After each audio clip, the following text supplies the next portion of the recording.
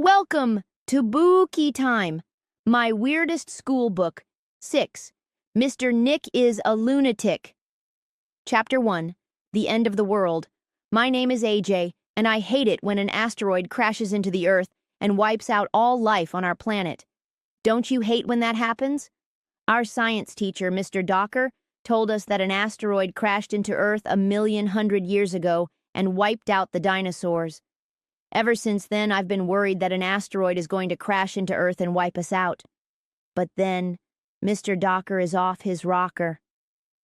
Speaking of weird grown-ups, I was putting my backpack into my cubby at school the other day when our teacher, Mr. Cooper, came flying into the room. And I do mean flying. Mr. Cooper thinks he's a superhero, but he's not a very good one because he tripped over an umbrella and fell on the garbage can. "Are you okay?" we all shouted. "I'm fine," he said, picking the garbage off his pants. But then something even weirder happened. Mr. Cooper grabbed his coat and went flying out of the room. "Gotta run!" he shouted.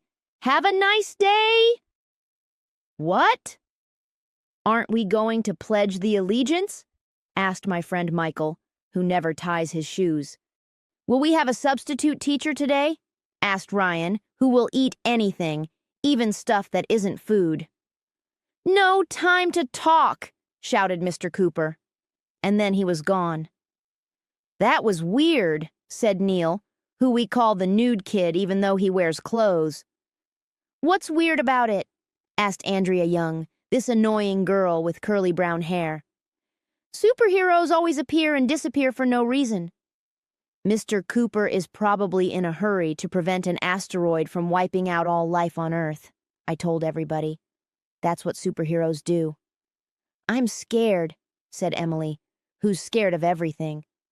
"What should we do now?" asked Alexia, this girl who rides a skateboard all the time. "We have no teacher." "No teacher?" I looked at Michael. Michael looked at Ryan. Ryan looked at Neil. Neil looked at me. Then all four of us snapped into action. We got up and shook our butts at the class. "Boys," said Andrea, rolling her eyes, "we thought that was the end of it, but you'll never believe who came running through the door at that moment. Nobody! You can't run through a door. Doors are made of wood. But you'll never believe who ran through the doorway. It was 2 girls from the other 3rd grade classes. "Is your teacher gone?" one of the girls asked. "Yes," we replied. "Our teacher is gone too," the first girl said. "Our teacher is gone too," the second girl said. "Our teacher is gone too," kids were shouting in the hallway. In case you were wondering, everybody was shouting that their teacher was gone. "All the teachers are gone?" shouted Andrea. "Where would they be going first thing in the morning?" "They must know something we don't know," guessed Alexia. "The asteroid is on its way," I shouted. "The world is about to end," Ryan shouted. "Run for your lives," shouted Neil. "We've got to do something," shouted Emily, and then she went running out of the room. "Sheesh, get a grip. That girl will fall for anything."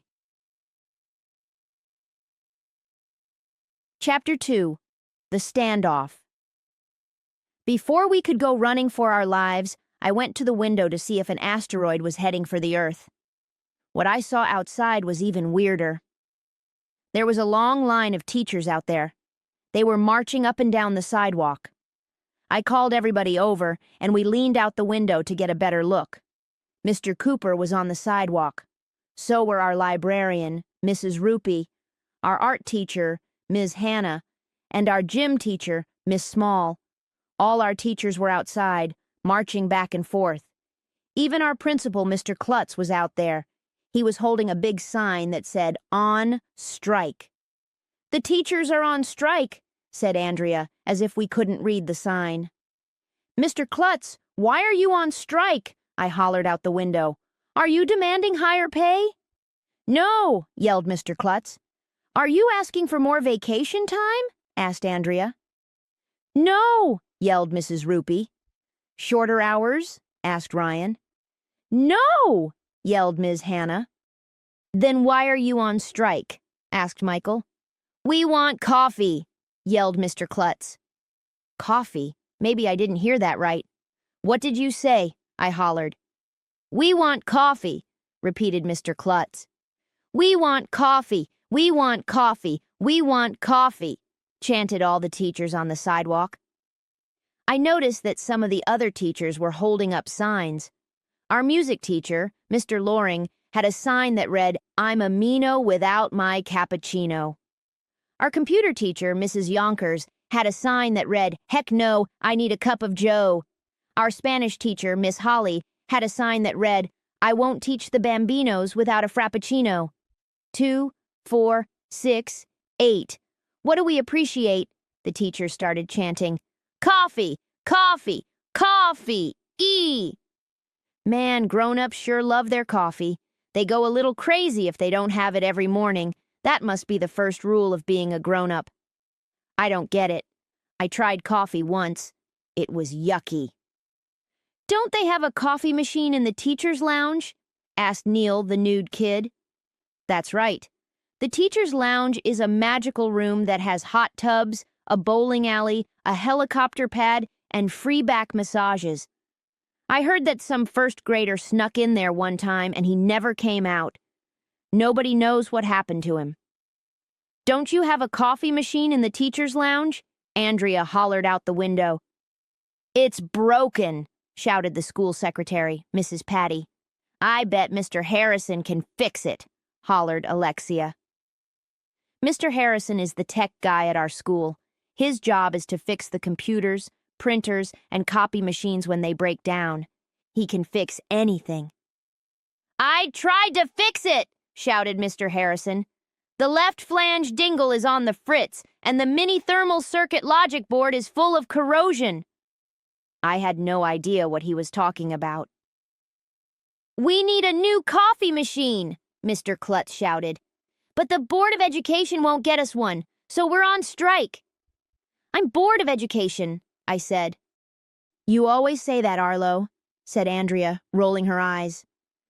She calls me by my real name because she knows I don't like it. I always say it because it's always true, I told Andrea. Outside, the teachers were chanting louder. What do we want? Coffee. When do we want it? Now. That's when the weirdest thing in the history of the world happened. A tank came rolling down the street. That's right, a tank. It was one of those army tanks they have in war movies. Wow, we all said, which is Mom upside down. The tank stopped in the middle of the street, right in front of the teachers. The top of the tank opened up, and you'll never believe in 1,100,000 years whose head popped out. It was Dr. Carbles, the president of the Board of Education. Where do you think Dr. Carbles got a tank? Ryan asked. From Rent-A-Tank, I told him. You can rent anything. Dr. Carbles had a bullhorn in his hand. Attention, elementary school teachers, he shouted. Put down those signs and return to school. I have called in the police and the fire department. Will you buy us a new coffee machine? Hollered Mr. Klutz. No, shouted Dr. Carbles. Go back to work. No brewing, nothing doing, shouted Mr. Klutz. No brewing, nothing doing, chanted the teachers. No brewing, nothing doing. If you teachers don't return to work right now, shouted Dr. Carbles, I will be forced to use, force. He's bluffing, said Michael. Dr. Carbles would never attack our teachers. The tank started to inch forward. The teachers took a step backward. It was exciting.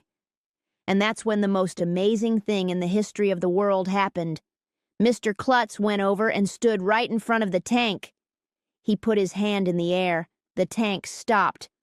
Move out of the way, Klutz, shouted Dr. Carbles. I'm warning you, I will crush your rebellion. No, Mr. Klutz shouted back. I'm not moving until you buy us a new coffee machine for the teacher's lounge. Mr. Klutz is so brave, Andrea said. When I grow up, I want to be just like him. He's my hero, said Emily, who always agrees with everything Andrea says. At that moment, we heard sirens coming down the street. A bunch of police cars and fire trucks pulled up and screeched to a halt. "I'll give you one last chance, Klutz," shouted Dr. Carbles. "Go back to school now or else." "Not until we get a new coffee machine," Mr. Klutz shouted back. "Okay, you asked for it, Klutz," shouted Dr. Carbles. "Turn on the water hoses, men. Release the dogs." Chapter 3. Our New Principal. A bunch of firefighters jumped off the fire truck with hoses, and they started spraying water at Mr. Klutz and our teachers. The teachers were yelling and screaming and shrieking and hooting and hollering and freaking out. Then a bunch of dogs jumped out of the police cars and started barking and chasing the teachers down the street. Did you ever see that movie Ratatouille? This was like that scene when the people come in the kitchen and the rats scatter in all directions. You should have been there. It was hilarious. And we got to see it with our own eyes. Well, it's pretty hard to see stuff with somebody else's eyes. "Ooh, I don't like to see this," said Andrea, shaking her head. "I don't like violence." "What do you have against violins?" I asked. "Not violins, Arlo. Violence." I knew that. I was just yanking Andrea's chain. In a few minutes, Mr. Klutz and the teachers were gone. The firefighters packed up their hoses. The policemen rounded up the dogs and left. "That will teach them to rebel against me," Dr. Carbles said. "My work is done here." Then he closed the hatch and drove the tank away. Dr. Carbles is losing his marbles. "Well, that was weird," I said. "What are we supposed to do now?" asked Alexia. "Should we just go home?" All the teachers were gone. There was no point in shaking our butts at the class because we already did that. There was nothing to prevent us from leaving school. No more school. And it wasn't even a snow day. This was the greatest moment of my life. "No more school," I chanted. "No more school! No more school!" I figured everybody was going to start chanting, "No more school!" with me. I looked around. Nobody else was chanting. Everybody was just looking at me. I hate when that happens.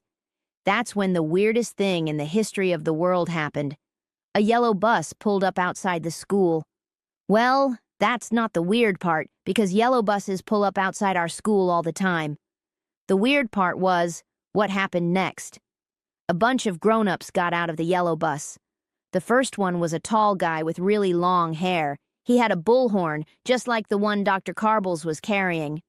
I guess grown-ups really like talking into bullhorns. "Yo!" the tall guy hollered up at us. "To all you students looking out the windows, my name is Mr. Nick. I will be the replacement principal while Mr. Klutz and your teachers are on strike. Everybody, please report to the all-porpoise room." The all-porpoise room? "Don't you mean the all-purpose room?" somebody shouted. "Oh, yeah," Mr. Nick hollered. "Please report to the all-purpose room."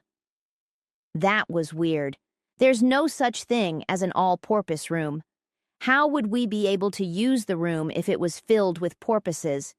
And why would porpoises come to school in the first place? Don't they need to live in water? Who would feed them? I've heard of schools of fish, but this is ridiculous. There was no time to worry about porpoises. We walked 1,100,000 miles to the other side of the school. Even though we didn't have a teacher, we went in single file anyway. Neil was the line leader. Alexia was the door holder. When we got to the all-purpose room, Mr. Nick and a bunch of other people were up on the stage. After all the kids were seated, he made a peace sign with his fingers. In our school, a peace sign means, "Shut up." Everybody stopped talking. "Hey, how come you all stopped talking?" asked Mr. Nick. "You made the shut up peace sign," I yelled.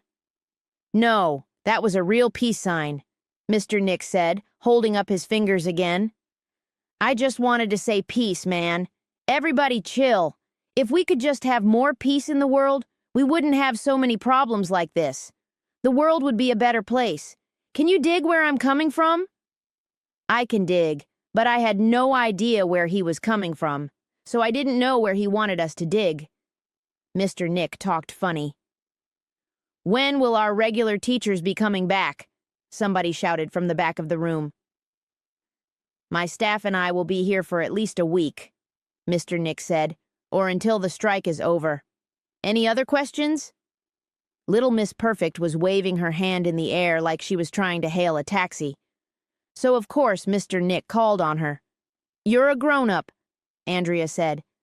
Don't you need to drink coffee in the morning like our regular teachers do?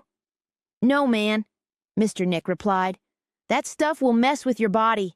I drink in the sunshine, baby. That's my caffeine. Mr. Klutz and your old teachers need to mellow out, man. They drink too much coffee. That's why they're so uptight all the time. Huh. I always wondered why all the teachers at our school were so weird. Now I knew the truth. It was all that coffee they drank every morning. From now on, we're going to do things differently at elementary school, said Mr. Nick. If you want to learn stuff, that's cool. And if you don't want to learn stuff, that's cool too. We go with the flow. If you want to stare out the window and just groove on the vibes, that's cool. Different strokes for different folks. No more pencils, no more books, no more teachers' dirty looks, right? No more rules. That's my attitude, man. Wow, Mr. Nick sounded like a cool guy. Andrea had on her mean face, and I knew why. She loves pencils and books and teachers and rules and learning stuff. I think rules are a good thing, she said. If people don't follow the rules, you end up with chaos. I didn't know what chaos was, but it didn't sound like a good thing. Well, I do have one rule, announced Mr. Nick. You all have to go back to your classrooms now and meet your new teachers. Chapter 4. The L Word. We walked 1,100,000 miles back to our classroom. Everybody was excited to see who our new teacher would be. I hope she's nice, said Emily, who always hopes everybody will be nice. She might not be a she, said Andrea. Maybe she will be a he. Mr. Cooper is a he. Our old teacher, Mr. Granite, was a he. I think Mr. Granite is still a he, said Ryan. As it turned out, our new teacher was a she, but she didn't look much like a teacher. She looked really young. She had flowers in her hair and a tie-dyed shirt. She wrote this on the whiteboard. My name is Moonbeam Starlight. Huh? What kind of a name is Moonbeam Starlight? You can call me Miss Moon, she told us as we took our seats. I'm Mr. Nick's girlfriend. Are you a teacher too? Asked Alexia. Aren't we all teachers? Miss Moon replied with a smile. Where do you live? Asked Neil. Mr. Nick and I live in a yurt, said Miss Moon. Does anybody know what a yurt is? I raised my hand. Miss Moon called on me. A yurt is yogurt without the OG in it, I said. Everybody laughed even though I didn't say anything funny. Andrea was waving her hand in the air like she was cleaning a big window. Miss Moon called on her. A yurt is a big round tent, Andrea said. That's right, Andrea. Andrea smiled the smile she smiles to let everybody know she knows something nobody else knows. She probably looked up yurt on her smartphone. What is her problem? Why can't a truck full of yurts fall on her head? Mr. Nick and I live off the grid and we grow wildflowers, said Miss Moon. We're planning to open up a vegetarian bookstore. How is a vegetarian bookstore different from a regular bookstore? Michael asked. Our books will have no meat in them, said Miss Moon. That was weird.